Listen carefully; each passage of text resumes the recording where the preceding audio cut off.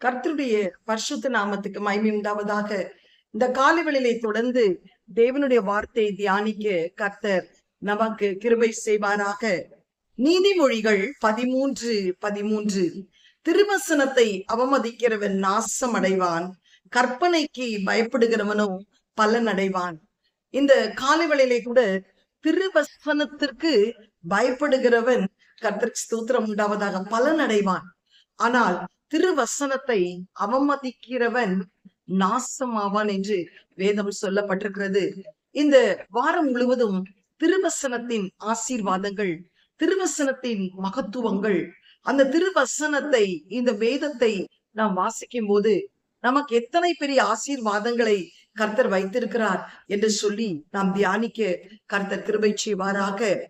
ஆனால் இன்றைக்கு அநேகர் திருவசனத்தை வாசிப்பதே கிடையாது. யூடியூப்ல வசனங்களை கேட்டு கேட்டு கேட்டு பைபிள் ரீடிங் என்பதே மிகவும் குறைந்து விட்டது. இன்றைக்கு நீங்கள் எவ்வளவாய் வேதத்தை வாசிக்கிறீர்களோ அந்த வேதத்தின் மூலமாய் கர்த்தர் உங்களோடு கூட பேசுவார்.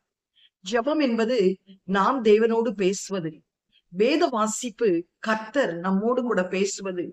எந்த நிலவரத்திலே நீ காணப்பட்டாலும் அந்த வேதத்தை திருப்பி நீ வாசிக்கும் போது அந்த வேதத்திலே உனக்கு அநேக காரியங்களுக்கு பதில் கிடைக்கும். For every problem in your life, there is a solution only in the Bible. உன்னுடைய எல்லா பிரச்சனைகளுக்கும் தீர்வு வேதத்திலே மட்டும்தான் இருக்கிறது. ஏனென்றால் வேதம் எப்படிப்பட்டதா?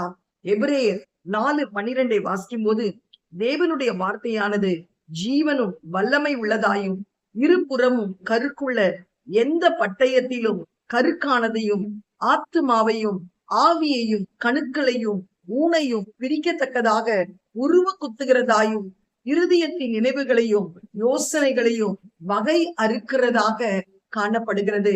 ஆம், எனக்கு பிரியமானவர்களே, இந்த காலை வேளையிலே கூட அந்த திருவசனத்தை நீ தியானிக்கும் போது அந்த திருவசனம் உன்னுடைய வாழ்க்கையிலே பெரிய ஆசீர்வாதங்களை கொடுக்கக்கூடியதாய் காணப்படும். சங்கீதம் 119, 105 வாசிக்கும் போது உம்முடைய வசனம் என் கால்களுக்கு தீபமும் என் பாதைக்கு வெளிச்சமுமாய் இருக்கிறது என்று வேதம் சொல்கிறது. அதே 119 சங்கீதம் 92 வாசிக்கும் போது உமது வேதம் என் மனமகிழ்ச்சியா இராதிருந்தால் நான் துக்கத்திலே அமிழ்ந்து போயிருப்பேன் என்று சொல்லப்பட்டிருக்கிறது.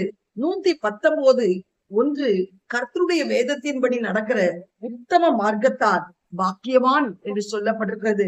119:65 உம்முடைய வசனத்தின்படி உம்முடைய அடியேனை நன்றாய் நடத்தினீர் என்று பக்தன் சொல்லுகிறார். அதே 119:92 உமது வேதத்தில் நான் எவ்வளவு பிரியமாய் இருக்கிறேன், நாள் முழுவதும் அது என் தியானம். இன்றைக்கு இந்த வேதத்தை வாசிக்கும் போது அது உன் பாதைக்கு வெளிச்சமும் உன் கால்களுக்கு தீபமுமாய் இருக்கிறது. அந்த வேதம் மட்டும் உன் வாழ்க்கையில மனமகிழ்ச்சியா இராமல் இருந்திருந்தால் நீ துக்கத்திலேயே மூழ்கி போயிருப்பாய். இன்று இன்னும் நீ துக்கத்திலே இருக்க காரணம் என்ன தெரியுமா?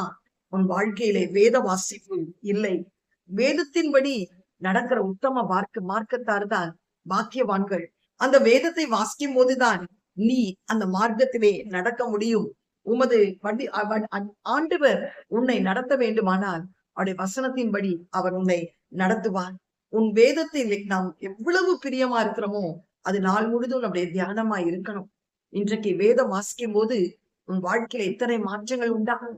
அந்த வேதம் வாசிக்கும் போது உனக்கு எத்தனை ஆசீர்வாதங்களை கர்த்தர் தருவார்.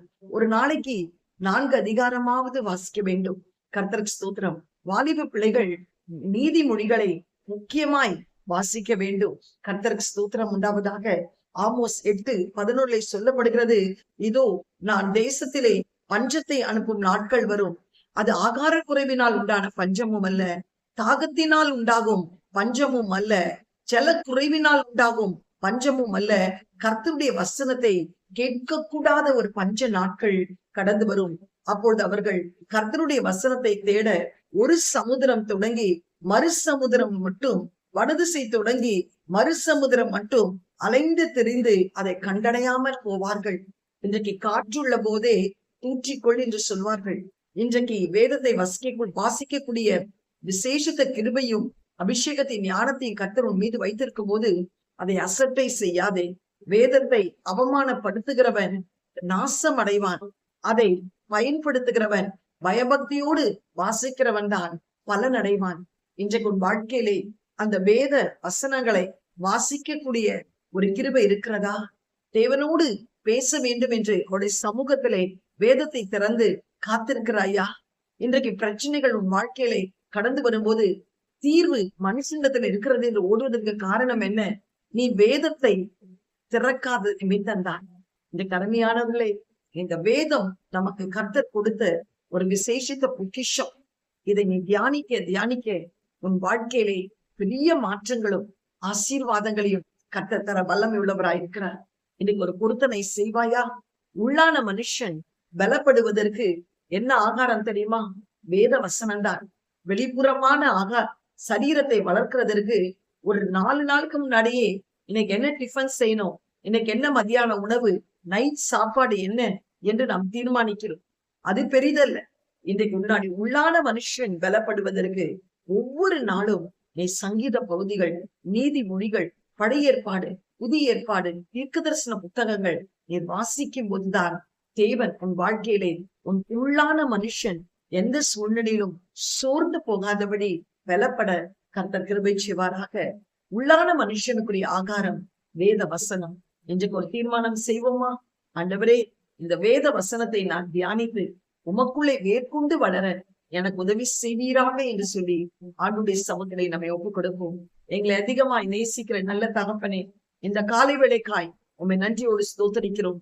திருவசனத்தை அவமதிக்கிறவன் நாசம் அடைவான், ஆனால் திருவசனத்திற்கு பயப்படுகிறவனோ பலனடைவான் என்று வாசிக்கிறோமே.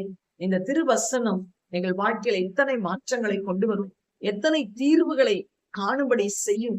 ஆனால் இன்றைக்கு வேதத்தை வாசிக்காமல் மனம் போன போக்கில வாழ்கிறார்கள். இது அவருடைய கால்களுக்கு தீபமும் பாதைக்கு வெளிச்சமா இருக்கிறது. நாங்கள் தடுமாறாதபடிக்கு இந்த வேத வசனம் எங்கள் கால்களை தாங்குகிறதாய் இருக்கிறதா? இன்றைக்கு ஒவ்வொருவரும் அந்த வேத வசனத்தின்படி வாழ்ந்து கர்த்தருடைய சமூகத்திலே ஜீவிக்கத்தக்கதாக கர்த்தர் கிருபை செய்வீராக. இன்றைக்கு ஒரு பொருத்தனையோடு கடந்து போகட்டும்.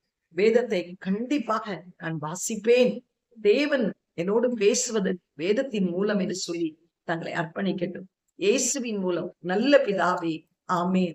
God bless you. Have a blessed day. Amen.